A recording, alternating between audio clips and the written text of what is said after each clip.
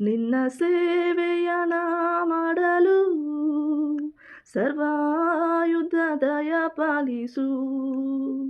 ನಿನ್ನ ಸೇವೆಯ ನಾ ಮಾಡಲು ಸರ್ವಾಯುಧ ದಯ ಪಾಲಿಸು. ಸಿಹಿ ಜೇನು ತುಪ್ಪಕ್ಕಿಂತ ನಿನ್ನ ವಾಕ್ಯಗಳೇ ಮಧುರ.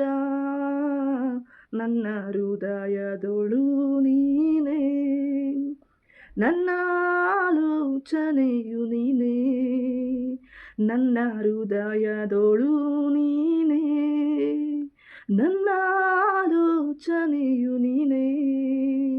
ಹೌದು, ನಮ್ಮ ಹೃದಯದೊಳಗೂ ನಮ್ಮ ಆಲೋಚನೆಯೊಳಗೂ ಯೇಸು ಕ್ರಿಸ್ತನೇ ಇರಬೇಕು, ಇರಲಿ.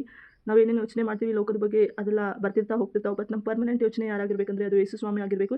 ನಮ್ಮ ಹೃದಯದೊಳಗೂ ಅವಾಗವಾಗ ಒಂದಿಷ್ಟು ಜನ ಬರೋದು ಹೋಗೋದು ಮಾಡ್ತಿರ್ತಾರೆ. ಬಟ್ ಹಂಗಾಗ್ಬಾರ್ದು. ಹೃದಯದೊಳಗೆ ಒಬ್ಬರಿಗೆ ಸ್ಥಳ ಕೊಡೋಕ್ಕೆ ಸಾಧ್ಯ ಅದು ಯೇಸು ಸ್ವಾಮಿಗೆ ಮಾತ್ರ ಸಾಧ್ಯ. ಯಾಕಂದರೆ ಹೃದಯ ದೇವರು ಮಾಡಿರೋದು ಅವ್ರು ಇರೋದಕ್ಕೋಸ್ಕರ ಮಾತ್ರ. ನಾವು ಯಾರಿಗಾದರೂ ಇಷ್ಟಪಡ್ತೀವಿ, ಯಾರ ಜೊತೆಯಾರು ಇರ್ತೀವಿ ಅಂತಂದರೆ ಅವರು ಏನಂತಂದರೆ ನಮ್ಮ ಮನಸ್ಸೊಳಗೆ ಇರ್ತಾರಂತೆ. ನಮ್ಮ ಹೃದಯದೊಳಗೆ ಯಾರೂ ಇರೋಕ್ಕೆ ಸಾಧ್ಯ ಇಲ್ಲ. ನಮ್ಮ ಹೃದಯದೊಳಗೆ ಯಾರಾದರೂ ಇರೋಕ್ಕೆ ಸಾಧ್ಯ ಅಂದರೆ ಅದು ಯೇಸು ಕ್ರಿಸ್ತನು ಮಾತ್ರ.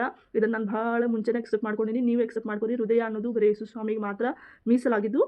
ಮನಸ್ಸನ್ನೋದು ಅಂದರೆ ಮನಸ್ಸಂದರೆ ಇದು ಅಲ್ಲಿ ನಾವು ಯಾರಿಗೆ ಬೇಕಾದರೂ ಇಟ್ಕೋಬೋದು. ಅಂದರೆ ಜನರಿಗೆ, ಥಿಂಗ್ಸಿಗೆ, ಥಾಟ್ಸಿಗೆ, ನಮ್ಮ ಹತ್ತಿರವಾಗಿರುವಂಥ ವಸ್ತುಗಳಿಗೆ. ಆದರೆ ಇದು ನಮ್ಮ ಹೃದಯ ಬಡ್ಕೊಳ್ಳೋದಿಲ್ಲ. ಅಲ್ಲಿ ಯೇಸು ಕ್ರಿಸ್ತನಿಗೆ ಮಾತ್ರ ಸ್ಥಳ ಐತಿ. ಯೇಸು ಕ್ರಿಸ್ತನಿಗೆ ಮಾತ್ರ ಸ್ಥಳ ಇರಲಿ. ದೇವರು ನಿಮ್ಮೆಲ್ಲರನ್ನ ಆಶೀರ್ವದಿಸಲಿ. Thank you.